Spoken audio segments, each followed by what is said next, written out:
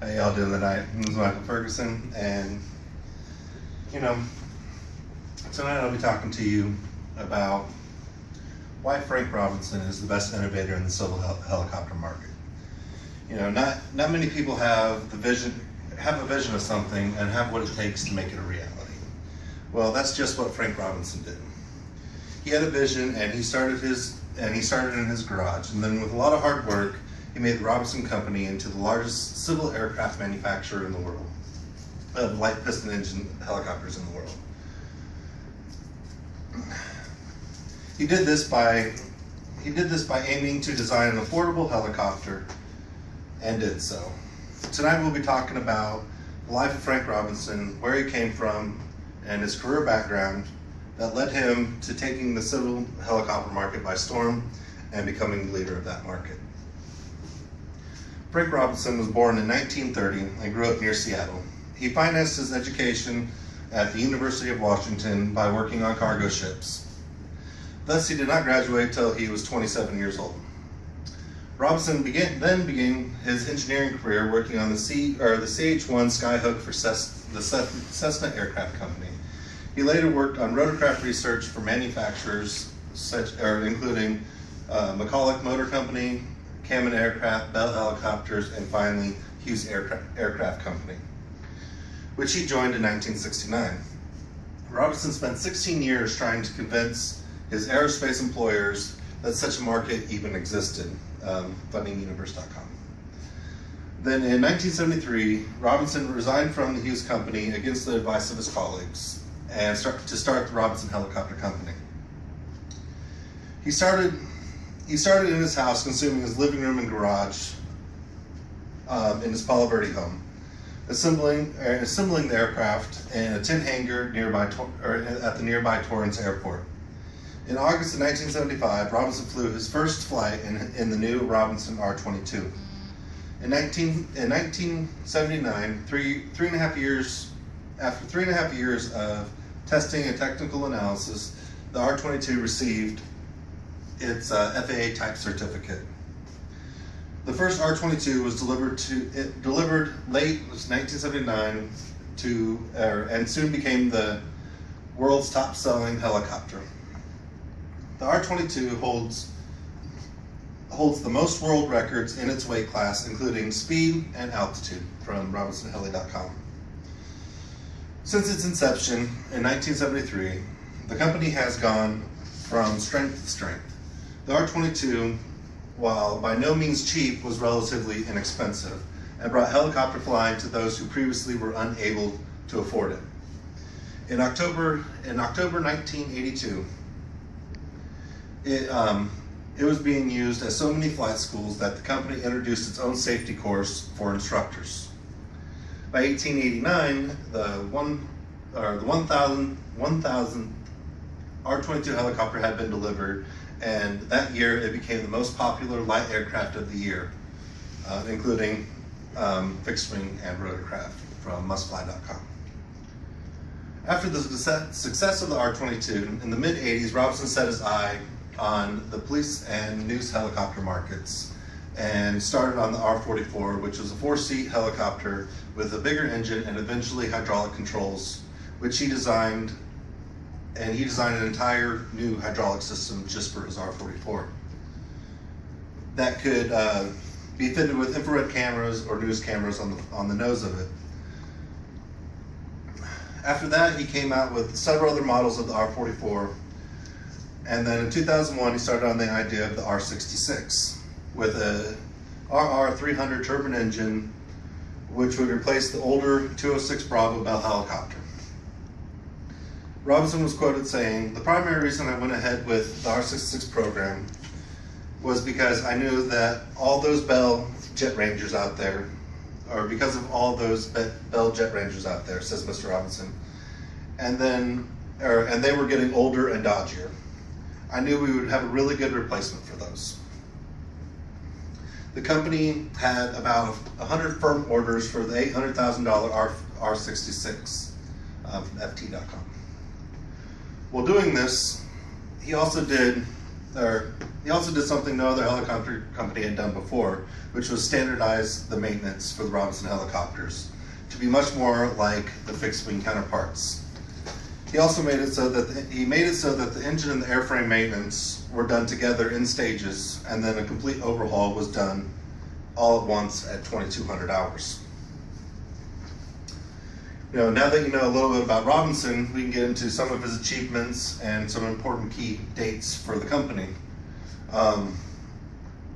Some of them are, in June 1973, the company founded by Frank Robinson to design and manufacture a light, inexpensive helicopter for general aviation market. In January 1989, the R-22 sets the world record for the E1 class or E1 Alpha helicopters. In April '89, the 1,000 R-22 helicopter was delivered. In May 1989, the R-22 breaks its own altitude record for the Class E1 Alpha helicopters. In December of 1989, 310 R-22s were delivered in 1989, making it the year's most popular light aircraft, including helicopters and airplanes.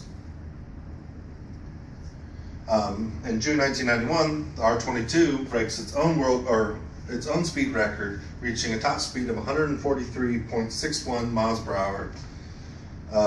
Robinson also received the Igor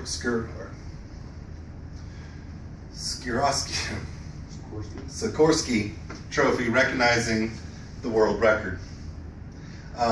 In July 1994, Robinson moves to his new 260,000 square foot manufacturing facility at Zamperini Field Airport in Torrance, California. In August of 1997, the R-44 completes its first around the world flight with pilots Jennifer Murray and Quentin Smith. In August of 1999, they added the hydraulic system to the R-44. In November of 2002, the Robinson is the first helicopter to first U.S. helicopter manufacturing company to receive a Japanese type certificate. And in October of 2002, the R-44 Raven II was the first piston helicopter to fly to the North Pole, piloted by Quentin Smith and Steve Brooks. In September of 2003, the 5,000 helicopter was delivered.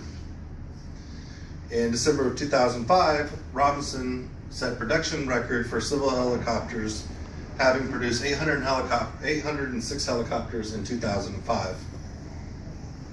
In 2007, Robinson breaks his previous production record for civil helicopters, having produced 823 new helicopters in 2007.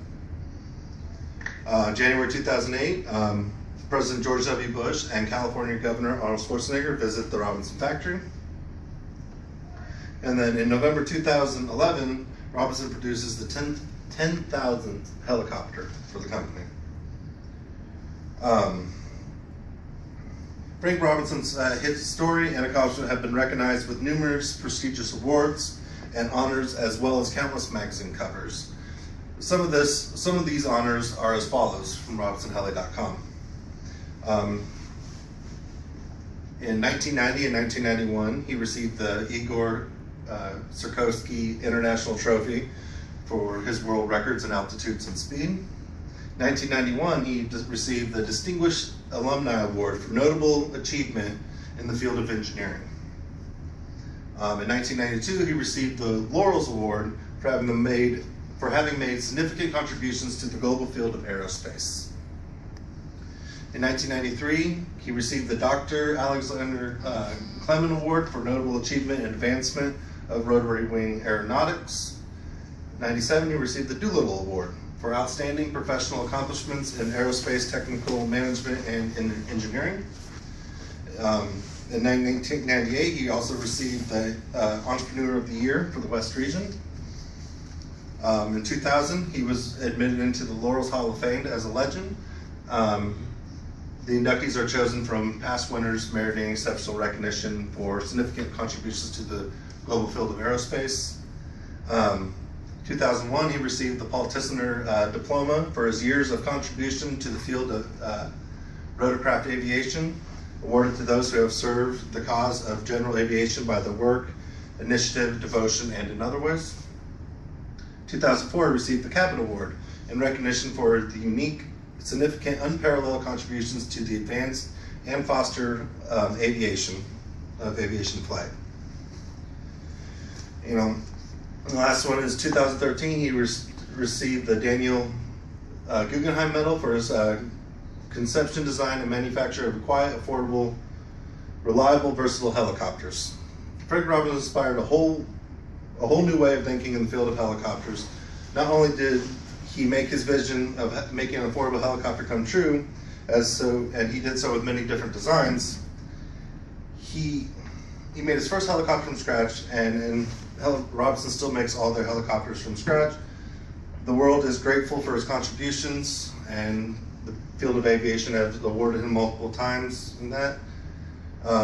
Many pilots are grateful to Frank Robinson. He was the man who brought the helicopter flying to the masses. I know that I am extremely grateful for this. Thank you, and have a good night.